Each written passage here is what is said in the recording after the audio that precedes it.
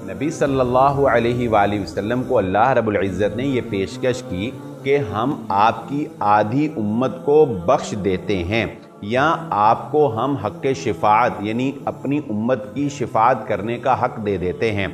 आपके पास इख्तियार है, इन दोनों में से एक को सिलेक्ट कर लीजिए। रसूलुल्लाह सल्लल्लाहु अलैहि वसल्लम ने फरमाया, आधी उम्मत को बख्शवाने में एक हद थी, एक कैद थी, इसलिए मैंने शफ़ाअत के हक़ को कबूल कर लिया।